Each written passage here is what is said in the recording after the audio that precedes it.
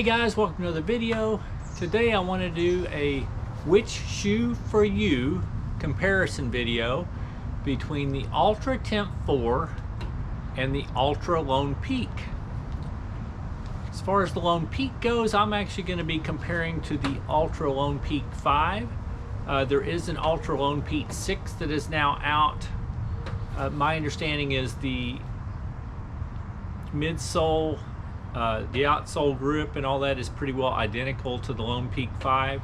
They have made some upper changes that have dropped about a ½ ounce in weight, so that's definitely a consideration. They've made changes to like the back loop goes a different direction, and I think in the upper they added a few extra drainage holes, but it is very much essentially the same shoe. So I have not purchased the new Lone Peak 6 yet because I've still got quite a few miles to go on my Lone Peak 5s. But I think it's a good comparison, so I just thought I would go through the two shoes and maybe try to help you decide which one might be better for you. First, talking about the Lone Peak, it comes with 25 millimeters of stack height. If you're new to Altra shoes, the two things they're famous for are a foot-shaped toe box, which gives your foot room display, and I think it fits my foot better, feels a little nicer than a lot of shoes. And the other thing is their what they call balance cushioning. Their zero drop platform, heel and the forefoot are at the same height, stack height, so you don't have a slant like most shoes have to where your heel is at a higher than the forefoot. I think a zero drop type platform or a low drop type platform promotes a better foot strike, and I think for me personally, it helps with injury prevention. But your mileage may vary. For some people it's not beneficial, and it's harder to transition into a zero drop shoe if you're used to running in a high drop shoe. It does take a little bit of time. But anyway, so these come with 25 millimeters of their Ego midsole, which is a very bouncy, nice midsole, which for me seems to last pretty long. I have a little over 300 miles in these shoes and they still feel great to me. It has their Max Track outsole, which is not quite as grippy as like most of the Vibram outsoles, but it is still very acceptable, very grippy. I've done well in their shoes, so I've enjoyed it.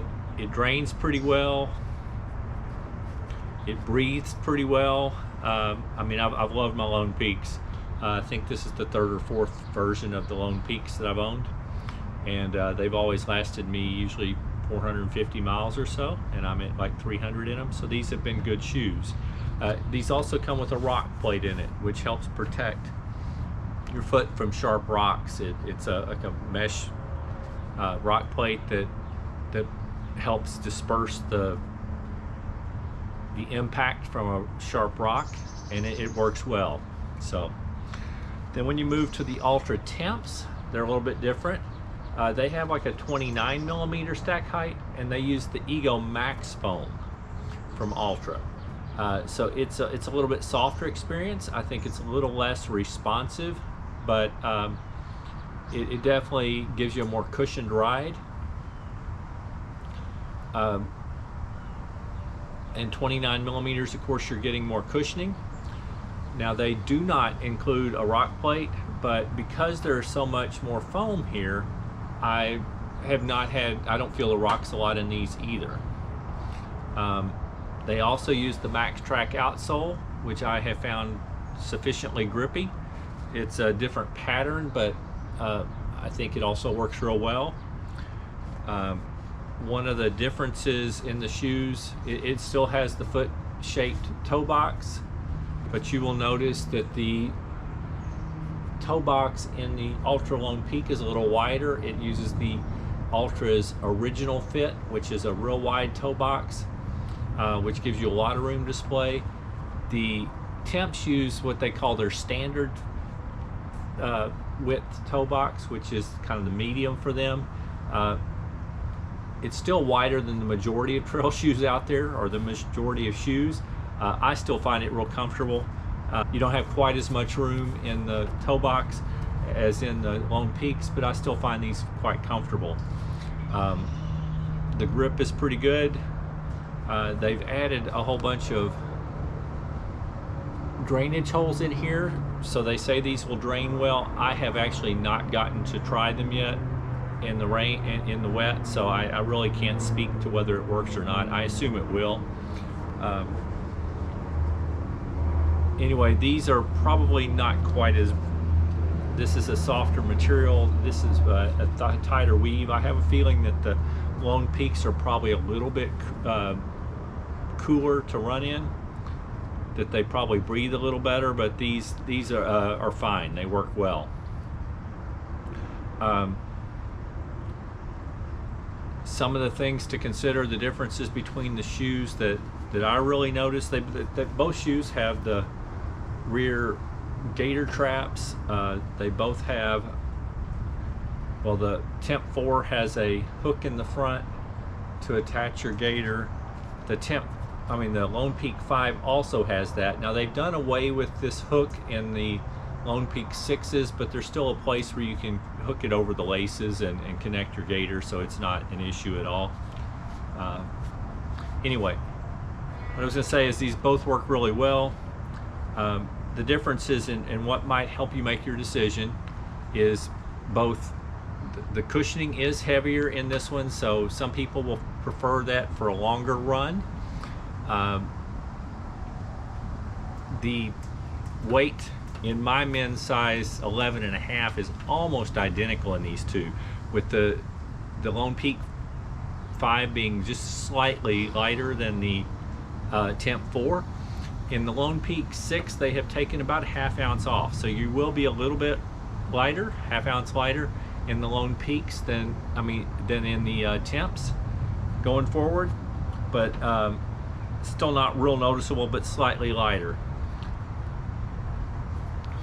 What I was going to say is, as far as the extra stack height, these could be a little bit more comfortable to some people in a real long run. I also find that the Temp 4s are probably more comfortable if you're going to be going from road to trail. Because of the extra thickness in the cushion, I just find them a little bit more comfortable absorbing the discomfort when you're on the road. So like this summer, I have a long race that is part road and part trail, and I'm probably going to choose the Temp 4s because when I'm on the road section, it'll absorb more of that road feel, but then they're still good enough and grippy enough for on the trail. That said, there's also real advantages to the Lone Peaks. They're going to be slightly lighter. I find them a little bit, you get a little bit more ground feel because you're not at such a high stack height, so they feel a little faster. It feels a little more maneuverable across real rocky terrain. I feel a little more stable being lower to the ground, so I really like the Lone Peaks. Like I said, the rock plate in the Lone Peak protects your foot. You don't have one of those in the Temp 4s, but because you have so much stack height, I have not. It really comes down to, do you want something that's a little more nimble and faster feeling, that you get a little more ground feel, or do you want something that protects you more as far as cushioning, has a thicker heel, has a thicker stack height, and is a little bit softer feeling? So it is totally up to you, but these are the use cases. I find these better for technical trails. I find these better if I'm going to do road to trail. So they're both good shoes. Anyway, those are just my thoughts on some of the differences and things to consider if you're looking at both the Lone Peak and the Temp, to try to help you decide which shoe for you. Other than that, I hope you're having a great week and keep moving.